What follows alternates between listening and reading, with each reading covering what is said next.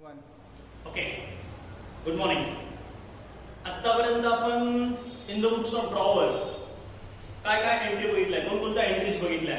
एक तर म्हणजे bill written by drawer, second one bill discounted into bank, third one bill endorsing किंवा endorsement of bill. आज आपण 4 नंबर चौथा पार्ट जो आहे त्याच्या एंट्रीज बघणार आहोत. Bill send to bank for collection. ड्रॉवरने बँकेला बिल दिलं कलेक्शन, अमाऊंट कलेक्ट करण्यासाठी. त्यामध्ये पहिली एंट्री, पण आपण सिक्वेन्स वाईज एंट्रीज घेत आहोत. तर आपली सिक्वेन्स नुसार एंट्रीज आहे 14 नंबर. त्यामध्ये पहिली एंट्री काय आहे, bill send to bank for collection. ड्रॉवरने बिल बँकेकडे दिलं कशासाठी, कलेक्ट करण्यासाठी. म्हणजे आपण ड्रॉवर आहोत, आपल्याकडनं बिल गेलं म्हणजे goes out, credit what goes out, bill receivable goes out. बँकेला मिळालं debit the receiver of the bank.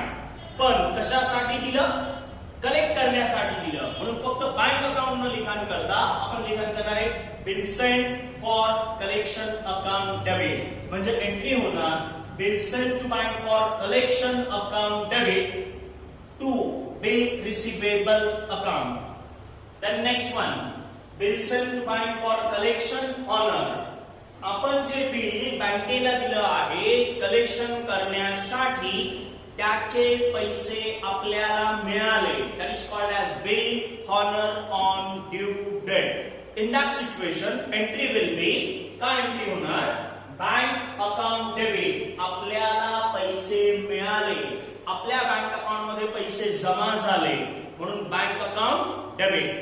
त्यानंतर बँक चार्जेस अकाउंट डेबिट. आता what do mean by bank charges, तेव्हा एक्सप्लेन करताना मी समजावून सांगितलं होतं की for that collection of amount bank charge certain amount from us, that is called as bank charges. मग बँकेने बँक चार्जेस चार्ज केले म्हणून त्याला आपण डेबिट. आणि to bill send to bank for collection किंवा bill send for collection account.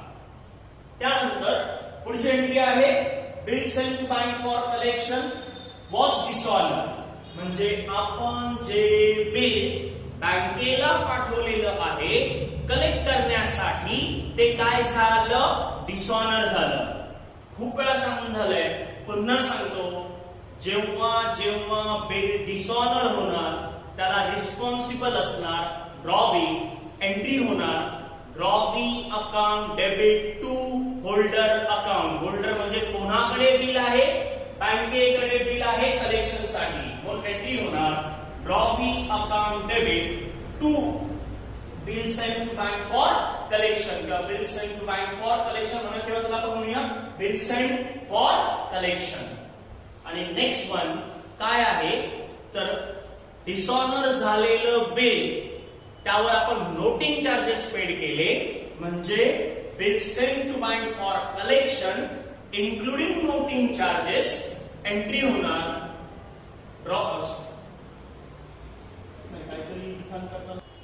तेच म्हणजेच काय, जेव्हा जेव्हा बिल डिसऑनर होणार तेव्हा ड्रॉवी रिस्पॉन्सिबल असणार, म्हणून ड्रॉवी अकाउंट डेबिट. एंट्री होणार drawee account debit to bill send for collection account आणि टू बँक अकाउंट. बँक इथे समजण्यासाठी लिखाण करतो नोटिंग चार्जेस. याचा अर्थ जे नोटिंग चार्जेस आपण पेड केलेले आहे त्याला टू बँक अकाउंट. तुम्ही सुद्धा नोटबुक मध्ये लिखाण करताना आवर्जून लिखाण करायचं नोटिंग चार्जेस, म्हणजे तुम्हाला समजेल की ही नोटिंग चार्जेसची अमाऊंट आहे.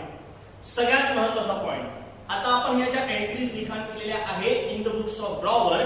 यामध्ये अजून साधारणतः 5 ते 6 एंट्रीज आहे. त्या आता समजून सांगून काय फायदा नाहीये. जशा जशा प्रॉब्लेम मध्ये ट्रान्झॅक्शन येणार तेव्हा मी समजावून सांगेन, तेव्हा त्या एंट्रीज तिथे लिखाण करायच्या. साधारणतः या 17 एंट्रीज झाल्यानंतर तुम्हाला कमीत कमी 2 पेज सोडायचे आहे. 2 म्हणजे पाठपोट विचार केला तर सिंगल पेज सोडायचे आहे, पण बॅक आणि फ्रंट असं सिंगल पेज सोडायचं आहे. आणि त्यानंतर लिखाण करायचंय journal entries in the books of drawing.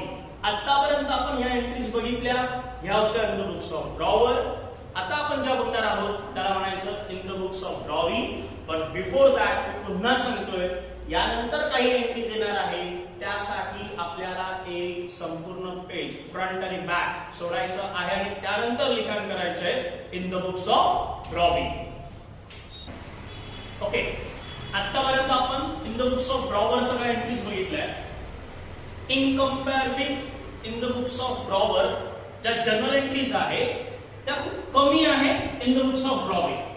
आता बघा, in the books of drawing जेव्हा आपण जनरल एंट्रीज बघतो तेव्हा नंबर ऑफ एंट्रीज फार कमी आहे. कशा लक्षात ठेवायच्या, किती सोप्या आहेत समजून घ्या. सर्वात पहिले, जसं ड्रॉवर हा माल विकतो, वाईस वर्सा ड्रॉवी माल परचेस करतो. जेव्हा आपण माल परचेस करणार, goods comes in debit what comes in, म्हणून गुड्स अकाउंटला डेबिट होणार. आणि who is the giver of the goods, that is drawer. म्हणजे एंट्री होणार purchases account debit to drawer account, आपण माल परचेस केला. Then next one, drawer draws bill on us. Drawer आपल्यावर बिल ड्रॉ करणार आहे, म्हणजे आपण काय करणार, आपल्याकडे बिल येणार, आपण ते एक्सेप्ट करणार म्हणजे त्यावर साइन करणार, नाव टाकणार आणि रिटर्न टू ड्रॉवर, आणि ते पुन्हा आपण ड्रॉवरला परत पाठवणार. म्हणजे जेव्हा आपण बिल एक्सेप्ट करतो तेव्हा सिच्युएशन काय असते की आपण ड्रॉवरला बिल परत केलं, return to drawer.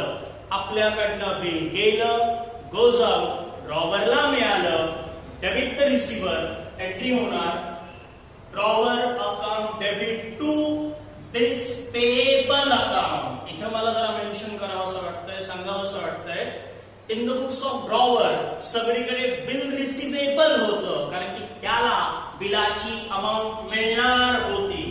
Exactly vice वर्सा, आपण ड्रॉवी आहोत, आपल्याला बिलाची अमाऊंट द्यायची आहे, पेएबल आहे, म्हणून इथे शब्द आहे bill payable account. Okay, next one काय आहे, bill honour on due date. आता ड्रॉवरच्या पुस्तकात फार सिच्युएशन असतात, स्वतःकडे आहे, डिस्काउंट केलंय, एंडॉर्स केलंय, कलेक्शनला पाठवलंय. इररिस्पेक्टिव्ह ऑफ दॅट, त्याच्याशी ड्रॉवीचा काहीही संबंध नसतो. ड्रॉवीला फक्त एवढंच माहित असतं की ड्यू डेट आली की जो आपल्याकडे बिल घेऊन येईल त्याला बिलाचे पैसे द्यायचे. म्हणजे थोडक्यात काय, बिल घ्यायचं आणि बिलाचे पैसे द्यायचे. म्हणून कोणतीही सिच्युएशन असो, बिल डिस्काउंटेड असो, त्यानंतर एंडॉर्स असो, बँक फॉर कलेक्शन असो, आणि ते जर बिल हॉनर झालं तर ड्रॉवीच्या पुस्तकात एकच सिंगल एंट्री होते, ती म्हणजे bill payable account debit to cash or bank account. म्हणजे बिल आपल्याकडे आलं आणि बिलाचे पैसे आपल्याकडनं गेले. म्हणून मी आवर्जून इथे लिखाण केले एनी कंडिशन. तुम्ही बुक्स मध्ये जर बघितलं तर ह्याच एंट्री प्रत्येक वेळी रिपीट केल्या, त्याच रिपीटेशन आहे. आपल्याला काम मिनिमाइज करायचं. बुक्स प्रमाणे आपण जाणार, टेक्स्ट बुक प्रमाणे जाणारच आहोत, पण 100% कॉपी करायचं नाहीये. जे सोपं आहे ते आपण आपल्या लेवलने काम करणार आहोत. म्हणून इथे आवर्जून लिखाण करायचं एनी कंडिशन, म्हणजे त्या 4 एंट्रीची एकच एंट्री होणार. Next one, bill dishonour. Exactly उलट, जर कोणत्याही रिझन नाही आपण बिलाचे पैसे देऊ शकलो नाही, that condition is called as bill dishonour. आणि बिल जेव्हा डिसऑनर होतं, पुन्हा मी इंटू ब्रॅकेट लिखाण केले काय, एनी कंडिशन, कोणत्याही सिच्युएशन मध्ये जर बिल डिसऑनर झालं तर एक्झॅक्टली रिव्हर्स एंट्री होणार. त्याची रिव्हर्स एंट्री म्हणजे bill payable account debit to drawer account. Next one, bill dishonour झालं प्लस नोटिंग चार्जेस आपल्याला द्यावे लागले, समजा द्यावे लागू शकतात जर ड्रॉवरने ते पेड केले असतील तर. मग त्या सिच्युएशन मध्ये ती अमाऊंट आपल्याला पेएबल असते. ती अमाऊंट म्हणजे नोटिंग चार्जेसची अमाऊंट आपल्याला द्यायची असते, and that is our expenses. Noting charges is it's expenses for drawee for us. Therefore rule सांगतो debit all expenses and losses. म्हणून त्याच एंट्रीमध्ये फक्त नोटिंग चार्जेस हे सेपरेटली शो केले जातात, ऍड केले जातात. म्हणून एंट्री होणार bill payable account debit, noting charges account debit to drawer account. हे झाल्या एंट्रीज. आता राहिला प्रश्न, काही अशा सिच्युएशन मध्ये ड्रॉवीचा काही संबंध नसतो. समजा suppose drawer discounted bill into bank. ड्रॉवरने बँकेत बिल डिस्काउंट केलं. For example drawer bill endorse to endorsee. ड्रॉवरने बिल एंडॉर्स केलं. किंवा ड्रॉवरने बिल बँकेकडे पाठवलं कलेक्शन साठी. ह्या ज्या सगळ्या काही ट्रान्झॅक्शन्स आहेत या ड्रॉवीसाठी ट्रान्झॅक्शन नसतात. That is just an event. या फक्त इव्हेंट असतात आणि आपण आपल्या बुक्स ऑफ अकाउंट मध्ये कधीही इव्हेंटच्या एंट्रीज करत नाही. म्हणून बिल डिस्काउंट केलं, बिल एंडॉर्स केलं, कलेक्शन साठी पाठवलं तर त्याचा आणि आपला म्हणजे ड्रॉवीचा काही संबंध नसतो. त्या एंट्रीज ड्रॉवीच्या पुस्तकात केल्या जात नाही. म्हणून आपण शॉर्टकट मध्ये लिखाण केलं bill discounted, bill endorse, bill sent to bank for collection. ह्या सर्व एंट्रीज आपल्या ड्रॉवीच्या पुस्तकात केल्या जात नाही. म्हणून इथे लिखाण केलं आवडते entry no entry. Okay, thank you.